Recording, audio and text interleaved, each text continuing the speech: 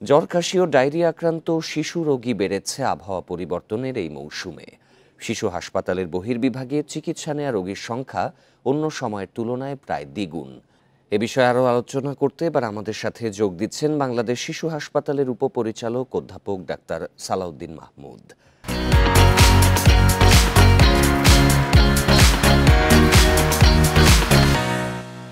আপনাকে স্বাগত জানাচ্ছি। আমরা দেখতে পাচ্ছি যে নানা রকম সিজনাল ফ্লুতে শিশুরা আক্রান্ত হচ্ছে, এক্ষেত্রে করণীয় কি? এ সময় আসলে বাবা-মাদেরকে একটু বাড়তি যত্ন নিতে হবে এবং যখনই দেখা যাবে অল্প ঠান্ডা কাশি হচ্ছে, আমরা খুব দেখতে পাই ঠান্ডা কাশি হলেই পার্শ্ববর্তী যে ফার্মেসিতে যে যারা থাকে তাদের থেকে ওষুধ নিয়ে খাওয়ানো, বিশেষ করে অ্যান্টিবায়োটিক। এই ঘন ঘন অ্যান্টিবায়োটিক খাওয়ানোর কারণে কিন্তু অ্যান্টিবায়োটিক রেজিস্ট্যান্স ডেভেলপ করে এবং পরবর্তীতে অ্যান্টিবায়োটিক আর কাজ করতে চায় না।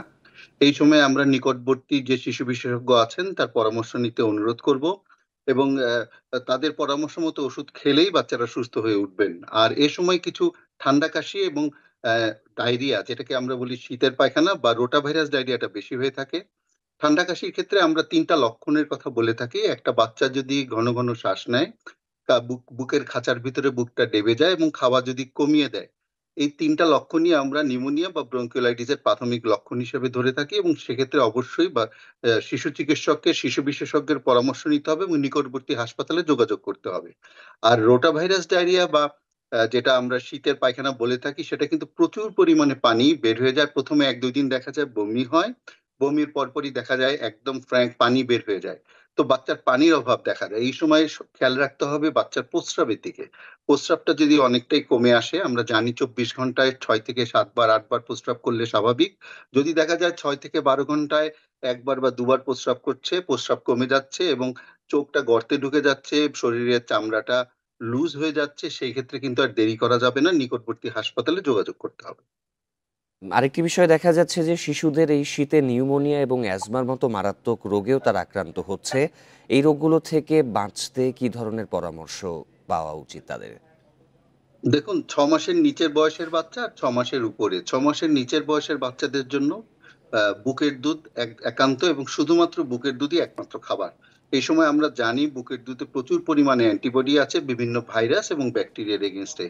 কাজেই আমরা যদি এই সময় শুধুমাত্র বুকের দুধ পান করানো হয়, তাহলে কিন্তু বাচ্চার রোগ প্রতিরোধ ক্ষমতা বেড়ে যায় এবং এই সমস্ত ভাইরাস ব্যাকটেরিয়া থেকে বাচ্চাকে মুক্ত রাখা যায়। ৬ মাস বয়সের পর থেকে যেটা করণীয়, পারিবারিক খাবার। আমরা জানি যে অনেক বাবা-মাই বাইরের বিভিন্ন সিরিয়াল বা বিভিন্ন খাবার যেটা বাইরে পাওয়া যায় সেটা খাওয়ানোর চেষ্টা করেন। কিন্তু এটা না করে যদি একদম ঘরের নরম ভাত, একটু নরম খিচুড়ি, একটু সবজি, একটু মাছ, এটা যদি নরম করে ডলে খেয়ে দেওয়া যায়, তাহলেও কিন্তু দেখা যায় রোগ প্রতিরোধ ক্ষমতা অনেকাংশেই বাচ্চার বেড়ে যাবে এবং এইসব ভাইরাস ব্যাকটেরিয়ার বিরুদ্ধে সে যুদ্ধ করতে পারবে। তারপরেও আমাদের যেই যত্নটা, বিশেষ করে মায়েদের প্রশ্ন থাকে আমাদের প্রতি, গোসলটা কি কখন করাবো?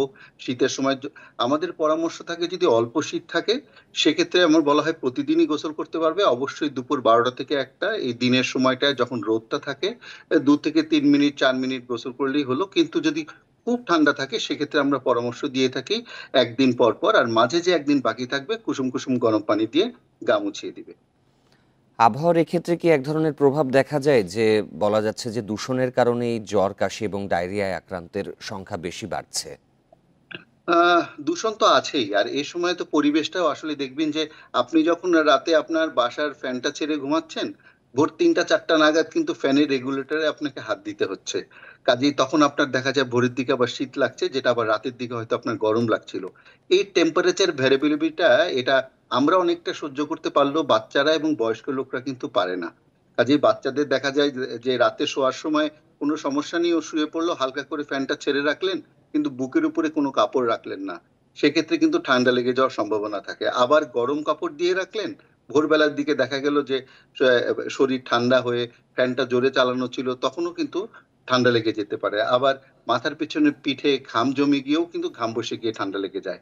কাজেই আমার পরামর্শ থাকবে বাবা-মাদের প্রতি বাচ্চার দিকে একটু খেয়াল রাখা, যাতে কোনোভাবেই বেশি ঠান্ডায় না পড়ে, আবার যেন বেশি ঘেমে গিয়ে ঘাম বসে গিয়েও ঠান্ডা না লাগে। ডাক্তার সালাউদ্দিন মাহমুদ, আপনাকে অসংখ্য ধন্যবাদ বেশ কিছু গুরুত্বপূর্ণ পরামর্শের জন্য।